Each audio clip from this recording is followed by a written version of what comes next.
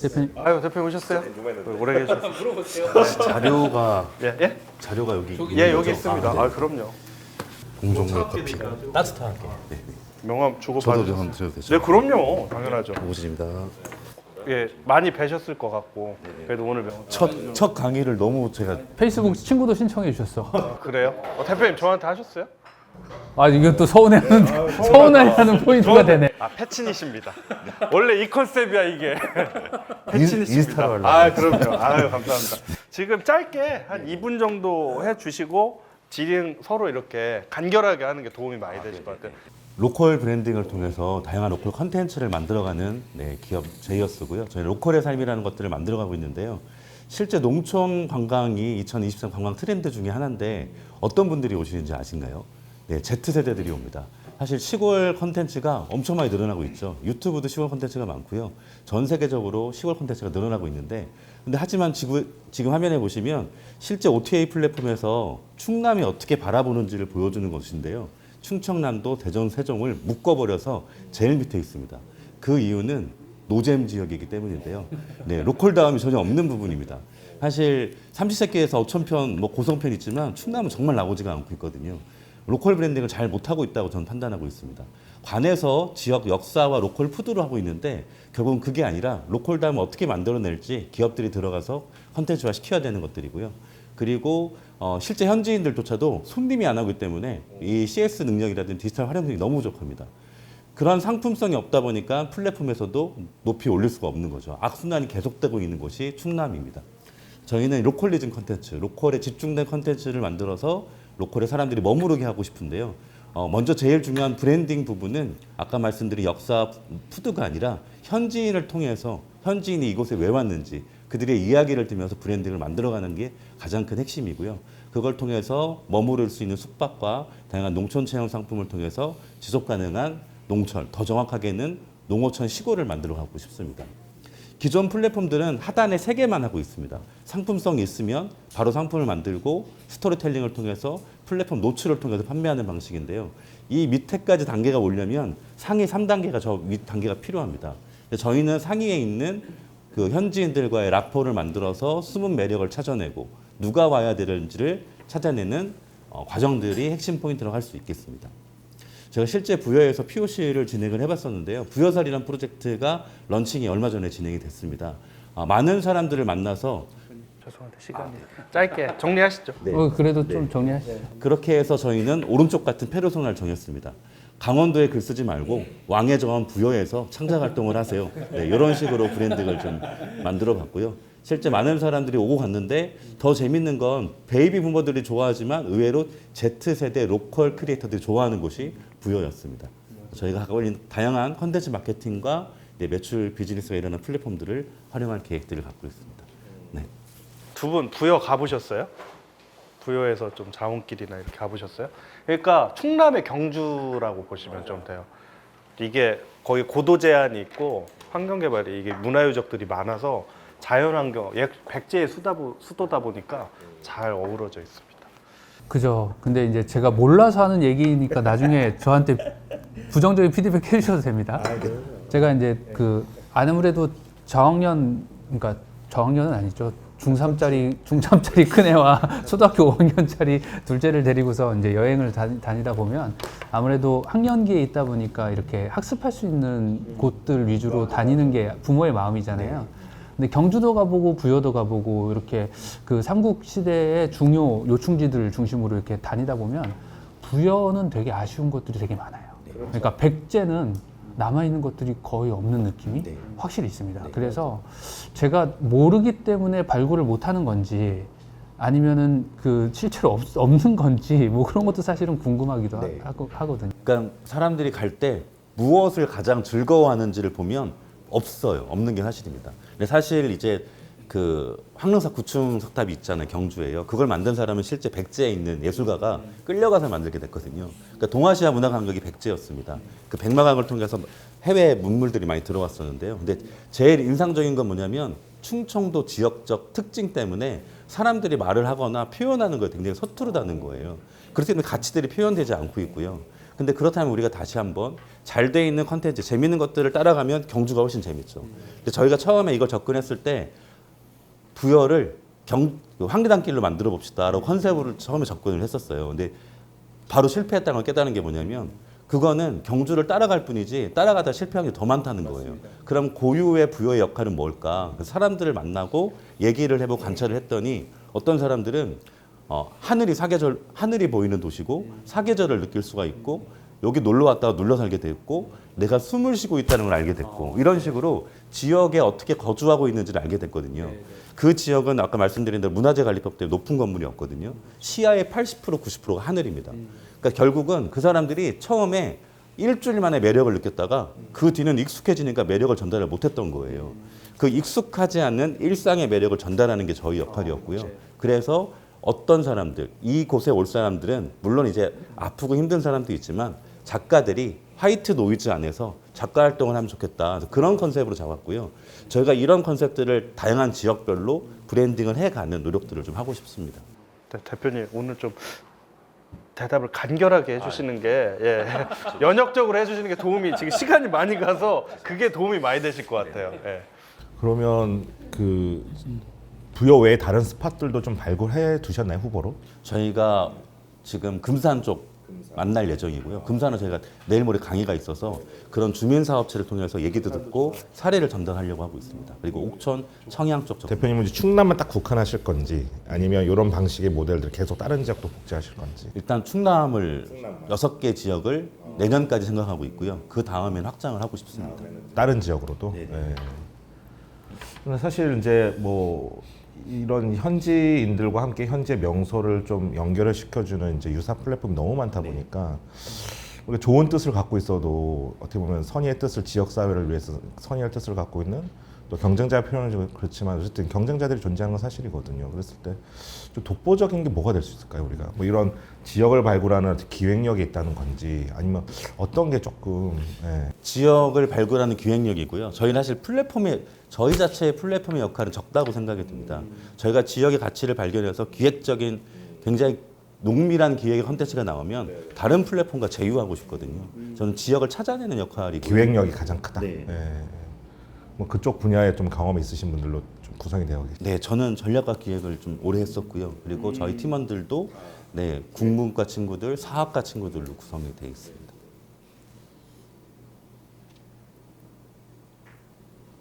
궁금한 점은 다 질문 드린 것 같고 저희가 오히려 질문을 받고 답변을 해드려야 되는 상황이 될 것 같은데요. 그러니까 이거 페이퍼에 있는 내용으로 사전에 질문을 하실 건가요? 그것도 일단 궁금했는데요. 저는 사실 기존에 그 데이터 기반 비즈니스 하는 회사였어요. 한번 AI 패션 서비스를 만들어서 1년 반 동안 시제품까지 만들었는데 그냥 완전 실패했거든요. 실패했던 이유가 마케팅을 못해서였어요. 저는 이제 DNA가 소프트 회사에서 전략과 기획을 했기 때문에 만드는 거에 집중을 했거든요. 그래서 그때 얻었던 실패 노하우로 컨텐츠에 집중을 해서 이렇게 왼쪽에 보시는 것처럼 사용자를 모으게 됐었고요. 이때도 저희가 시도했던 건 노잼 대전을 바꾸고 싶어서 대전 관광 스타트업을 계속적으로 이어왔었던 것들인데 근데 그런 과정에서 이제 대표님 강의를 듣고 실패했던 이유 중에서 우리가 왜 고집스럽게 실패하면서 했던 이유가 지역을 바꾸고 싶었던 저 안에 그 미션을 발견하게 된 거예요. 그래서 임팩트 투자에 새롭게 눈을 떴거든요. 그러니까 전에는 임팩트 투자가 임팩트 자금을 운영하는 그냥 VC일 뿐이지 미션은 없을 거야. 그쪽 자금이 왔으니까 용도대로 써야 될 뿐이라고 생각을 했는데 말씀을 들으면서 되게 많이 내가 그래도 심장이 아직 뛰고 있구나 많이 느끼게 됐었어요. 그래서 사실 경주처럼 부여를 하려다 실패했던 이유도 그분 얘기를 들어서 바꿨거든요. 그러니까 저는 그런 것들을 들으면서 그 마음이 움직이는 거에 매력을 많이 느꼈는데 그렇다면 그 임팩트 투자는 판단한 지표들이 있잖아요. 그러니까 재무적 지표는 매출이라면 비재무적 지표는 뭐 CSR, ESG 들었는데 그건 너무나 사실 어려워서 당장 우리가 하게 되면 어떤 지표들을 만들어야지 이제 임팩트에서는 좋아하실지가 너무 궁금하더라고요. 좀 준비하고 싶고 알리고 싶고 그렇습니다. 일단 제가 저희 회사 대표는 아니고요. 저는 투자총괄 이사를 맡고 있기 때문에 제가 드리는 답변을 이렇게 서두에 까는 이유는 저희 회사는 그 소셜 임팩트를 측정하고 평가하는 전문 연구소가 있기 때문에 사실 정확한 답변은 저희 연구소를 통해서 답변을 들으셔야 되는 게 맞을 것 같습니다. 근데 약간 가이드를 좀 드리자고 하면 사실상 저희는 정성적인 부분에서의 임팩트도 충분히 설명 가능하거든요. 예를 들어 아동 인권이라든지 혹은 노동 환경이라든지 이런 것들. 하지만 정량적으로 평가할 수 있을 때 개선할 수 있는 포인트 그러니까 경영이라는 것은 우리가 투입과 산출을 모델링할 수 있고 어떤 요소를 건드려야지만 그것이 증폭될지 혹은 관리가 될지를 보기 때문에 이 소셜 임팩트도 저희는 같은 관점에서 들어가거든요. 그렇다면 우리가 지역사회에 어떤 지표를 설정해서 가느냐가 향후 임팩트 비즈니스 안에서 우리의 임팩트 지표가 높아질 수 있는 가능성이 있는데 이거는 꼭 우리 회사에 적합한 지표는 아닐 수 있습니다. 그냥 예시로 가이드만 드리는 거라고 미리 말씀드렸죠. 만약 정주 인구 처음에 생각하셨던 것처럼 예술가들이 여기 와서 살면서 화이트 노이즈 속에서 작품 활동을 했으면 좋겠어 라고 하면 유입 인구, 정주 인구가 지표가 될 텐데요. 사실 이 지표는 민간 기업이 달성하기에는 거의 불가능에 가깝다고 보고 있습니다. 그렇다면 우리는 다른 지표 혹은 보조 지표로 무엇을 메인으로 삼을 수 있느냐라고 했을 때 관계 인구 같은 것들은 형성할 수 있을 것 같아요. 예를 들어 우리가 주요 거점, 부여라는 주요 컨텐츠를 바탕으로 관계 인구, 즉 관광 인구가 됐던 비즈니스 인구가 됐던 혹은 주변의 다른 이해관계 이슈 때문에 잠깐 머무르고 이동하는 사람들, 그런 사람들의 지표들이 오히려 관계 인구로 형성된다고 했을 때는 우리 컨텐츠나 혹은 우리가 지금 궁극적으로 바라보고 있는 건 제가 볼 땐 커뮤니티 구성하시는 걸 궁극적으로 바라보시는 것 같은데 커뮤니티 통해서 얻어내고자 하는 그 커뮤니티의 힘이 거기서 나올 수 있을 거라고 보거든요. 그러면 정주 인구는 커뮤니티의 폭은 좁지만 그 커뮤니티 안에서의 힘은 되게 깊게 형성되는 모델일 텐데 관계 인구로 나가면 커뮤니티의 범위는 넓어지나 커뮤니티의 뎁스는 얕아지는 형태가 될 거란 말이에요. 그러면 우리가 그 지표를 완성했을 때, 완성이라는 건 없겠죠? 지표를 충분히 얻어냈을 때 우리가 그걸 가지고서 다음 단계로 무엇을 얻어낼 수 있느냐는 완전히 방향이 달라질 것 같아요. 소셜 임팩트 지표를 비즈니스 안에서 같이 목표치를 설정한다는 건 향후 우리가 비즈니스를 어떻게 연결시켜 나갈 건지와도 연결이 되어 있거든요. 그래서 예시를 들자면 도시 문제에 대해서는 그거 말고도 저희가 볼 수 있는 지표가 여러 개가 있는데 만약 우리가 컨텐츠를 가지고서 지금 아까 팔로나 이런 숫자를 얘기하셨기 때문에 드리는 말씀인데 관계 인구 중심으로 설명한다고 했을 때는 우리가 오히려 조금 더 설명할 수 있는 포인트들이 더 많아지지 않을까라고 말씀드릴 수는 있을 것 같아요. 근데 전문성은 전문가의 얘기를 나중에 따로 한번 연결을 한번 시켜보도록 하겠습니다. 거의 뭐 투자자가 아니라 사회 혁신가다운 관점에서 요즘 정확하게 맥을 짚어주셨습니다. 이런 건 내가 얘기해야 되는데 분량이 없네요, 제가. 야, 진짜 공부 많이 하시네요. 네. 이제는 대표님. 네, 뭐 굉장히 좋은 말씀 주셨고 사실 많이 묻는 질문이기도 합니다. 그래서 저는 사실 이 질문 갖다 깜짝 놀랐어요. 이게 수준 높은 질문이 왔다. 네.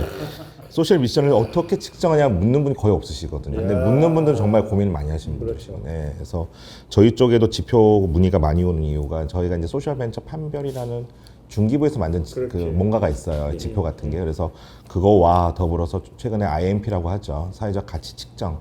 그걸 저희가 운영을 하고 있어요. 그래서 그걸 이제 컨설팅하고 그 지표를 설명드리고 받아들이고 하는 일을 하고 있습니다. 사실은 근데 저희의 딜레마는 저희 기업 많은 기업들이 이런 지표에 대해서 저희가 이제 가이드라인을 드리고 뭔가 측정을 하지만 사실상 이게 정말 영향력이 있느냐에 대한 고민이 너무 많더라고요. 그랬을 때 저희가 드릴 수 있는 답변은 사실 이제 비즈니스 모델이라고 부르는 거 있죠. 사실 이 비즈니스 모델이라는 것이 정말 임팩트 비즈니스를 영위하는 스타트업에게는 굉장히 독보적인 구조여야 된다. 그러니까 기존에 우리가 비즈니스 모델이라고 우리가 했던 것들은 우리가 이제 교육 시간에 이제 배우고 뭔가 하나의 어떤 짜 맞추는 어떤 도구로서 이제 뭔가 IR을 해야 되니까 장표로서 넣기 위해서 만들었던 하나의 표 정도로만 생각하시는데 근데 우리의 이제 비즈니스 모델이라는 것은 남들과 철저하게 다른 비즈니스와 철저하게 구분되고 차별성을 둬야 돼요. 그게 이제 비즈니스 모델의 정의거든요. 그러니까 그러니까 다른 어떤 것들과 좀 차별성을 둬야 되고, 두 번째 비즈니스 모델은 것은 우리 기업의 이익을 담당하는 것이 아니고 더 많은 이해관계자를 포용하는 방식으로 이제 바뀌어야 된다는 것이 지금의 비즈니스 모델의 정의입니다. 이게 이제 임팩트 비즈니스의 철학이거든요. 그러니까 대표님께서 지표를 고민하는 것은 지속적으로 우리가 임팩트 조직으로 지향하겠다는 어떤 뜻을 갖고 계시는 거니까, 그 뜻을 갖고 오기 위해서는 비즈니스 모델을 재정비할 필요성이 있다. 그 비즈니스 모델 자체가 더 많은 이해관계자를 포용하고 있는 구조이냐, 그리고 남들과 차별성을 두는 경쟁 우위를 충분히 확보할 수 있는 구조적 특징을 갖고 있냐, 이랬을 때 사회적 영향력이 간다. 근데 지표는 그 다음에 붙는 부수적인 거라고 조금 저희는 요즘 그렇게 해석을 하고 있어요. 물론 저희도 이제 관해서 프로젝트를 하다 보니까 강조를 하지만, 사실상 구조 자체가 이렇게 두 가지 특징으로 간다면 우리가 정말 임팩트를 지향하는 조직으로 성장할 가능성이 되게 높다. 이걸 좀 많이 말씀드리고 있거든요. 그래서 그런 부분을 좀 철저히 더 들여다보시고 고민해 주시면 제기하셨던 이런 질문들이 실제 우리 기업에 내줘야 될 때 굉장히 성장 동력이 될 거라 생각합니다. 굉장히 지역에서 활동을 많이 하시니까 이런 인사이트를 갖고 계시는 것 같아요. 예, 이런 부분을 많이 놓치시거든요. 예. 저는 계속 말씀드려도 되나요? 네, 이어서 짧게 해보자면 결국은 지속 가능하지 못하면 임팩트도 꺼지는 거잖아요. 근데 지속 가능하려면 비즈니스가 필요하고, 비즈니스 모델과 연동되는 임팩트가 생길 수 있는 것들을 저희 자체가 증명해내도 가장 좋은 거죠. 그렇죠. 네. 구조가 더 차별성이 있어야 돼요. 그러니까 저도 대표님 말씀하기 전에 이제 저는 트레이닝을 시켜야 되니까 소셜 미션 지표 얘기하면 비콥 지표 보시고 ESG 지표 보시고 SDG 하면서 사례하고 접목하라고 보통 얘기를 하겠는데, 대표님은 들어올 때 거물이었어요, 제가 볼 때. 그러니까 여기 전승범 실장님이 코멘트 주신 정도의 관계 인구와 커뮤니티를 활성화시켜라 정도는 이미 저는 캐치가 됐을 거라고 보는데, 그걸 어필하지 않았을 때 대표님의 팀원이나 함께하는 분들의 이해관계자들이 이걸 어떻게 점검하고 컨센서스를 어떻게 이루고 있는지가 사실 그게 대표님 성장의 저는 키포인트라고 보거든요. 어떠세요, 대표님? 일단 팀과는 좀 분리된 것 같아요. 팀에서는 회사에 이제 비전 워크숍을 가게 되면 저희가 교회 기업이에요. 저희는 이제 그 뜻이기 때문에 그 정성적인 회사가 바라보는 부분들은 팀원들하고 늘 공유하고 있는데요. 지표를 뽑아내는 거는 이제 제 역할이라고 생각이 들어서 그렇게 하고 있고, 말씀하신 커뮤니티나 관계 인구는 실질적인 모델을 계속 만들어가는데, 근데 이게 말씀하시기 정확한 것 같아요. 많을수록 얕고 좁을수록 깊거든요. 근데 이제 또 좁을수록 깊은 게 결국은 연동이 되면서 만들어져야 되는데, 이게 사실 지금은 평균 실종의 시대 트렌드가 없잖아요. 금방 바뀌게 되니까 또 따라가기가 너무 바쁘더라고요. 그래서 저희는 속도를 좀 늦추고 싶거든요. 그래서 두 번째 질문인데, 두 번째 일반 투자를 만약에 후속으로 받게 되면 그 임팩트를 놓치게 될 수도 있게 될 것 같은데, 그럴 때는 이 두 개의 VC들이 어떻게 역할을 해서 저희가 활동을 해야 될지. 저는 핵심 의사 결정권자들이 누구냐에 따라서 이 앞으로의 방향이 달라질 것이다. 그러니까 철저히 이 이사회 조직을 자체 이해관계자 중심으로 제 편에 놓는 방어 전략이 되게 중요할 것 같습니다. 그걸 이렇게 저희 어려운 용어 쓰는 걸 별로 안 좋아하는데요. 영어로 되어 있는 용어를 쓰자면 그걸 저희 미션 드리프트라고 표현하거든요. 미션 드리프트가 이루어지는 게 임팩트 투자자 입장에서는 가장 지양하는 케이스입니다. 근데 저희가 투자한 이후에 저희는 시드 투자 중심의 그 투자를 하다 보니까 초기 투자를 해놓고, 지금 대표님 질문하셨던 것처럼 그냥 일반 민간 VC들이 그 후속으로 들어와서 연결되는 펀드들이 그러니까 투자사들이 많거든요. 그러다 보니 이렇게 미션 드리프트가 될 확률이 되게 높은 편이에요. 그럼에도 불구하고 저희가 미션 드리프트가 잘 이루어지진 않는데, 그 이유는 의외로 창업가들이 임팩트에 대한 지향이 명확한 곳들은 미션 드리프트가 이루어지지 않습니다. 잠깐 사례를 들어서 말씀드리면, 투자자들 중에 돈이 많은 친구들은 힘이 되게 세요. 이렇게 돈은 종교 얘기를 해서 잠깐 죄송하지만 유일하게 예수님이라는 그 옛날 성인이 자기의 라이벌로 얘기한 사람이 만몬이에요. 사람이 아니죠. 신이 만몬이에요. 오늘 비주얼하고 딱 맞으십니다. 그럴 수 있죠. 근데 제가 성스러움보다는 사채업자에 좀 더 가까워서 어쨌든 만몬이라는 그 무형의 신이, 그러니까 그 당시에 철학적인 관점에서의 신이 예수님이 유일하게 그 자기의 라이벌로 얘기했던 신이란 말입니다. 바알이나 아세라 이런 것들은 축에도 못 껴요. 2000년 전에는 자본주의가 아님에도 불구하고 만몬의 힘에 대해서 경각심을 얘기했거든요. 돈은 그만큼 힘이 셉니다. 근데 저희도 다음 투자자들이 들어오면서 야, 임팩트 스퀘어 뭐야? 초기 투자자가 왜 이렇게 많이 지분을 차지하고 있어? 좀 불편한데? 뺐으면 좋겠는데? 즉 저희한테는 엑시트할 수 있는 좋은 기회가 될 수도 있지만 결국은 너네가 성장하기 위해서는 임팩트를 살짝 조정할 필요가 있어라는 다음 그 숨은 언더 더 테이블에 있는 숨은 의도가 그런 게 있거든요. 그때 저희를 미션 드리프트가 이루어지지 않았던 사례 중에 하나는 유명 PE가 한 200억 정도를 향후 늘 걸 계산하고 지금 단계에서 한 30억 정도 넣으면서 신주구주 섞을 때 임팩트 투자자 빼는 걸로 해서 제안을 해가지고 기업가한테 넘겼는데 그 기업가가 아직 우리 비즈니스 모델 임팩트 비즈니스 모델이 확실해지지 않았으니 지금 단계에서는 임팩트 투자자를 뺄 수 없다라고 그분이 저희를 오히려 방어해 주셨어요. 그러니까 미션 드리프트가 이루어지는 건 어떻게 보면 자본 논리에서는 매우 당연하지만 창업가가 어떤 마인드를 가지고 있느냐에 따라서 이게 그러니까 방어가 될 수 있는 요소인지 흔들리는 요소인지 좀 달라질 수 있습니다. 그래서 자본의 논리로만 봤을 때는 분명히 일반 투자자 들어오면서 미션 임팩트가 흐릿해지는 게 맞는데요. 의외로 창업가와 팀이 그 부분에 대한 의지가 되게 강하면 흔들리지 않습니다. 네, 오늘 대표님 어록 남겼네요. 가슴이 뛰는 임팩트 투자. 나를 가슴을 뛰게. 진짜 그때 너무 늦게도 왔었는데 너무 네, 어쨌든 수고하셨고요. 응원하겠습니다, 대표님. 감사합니다.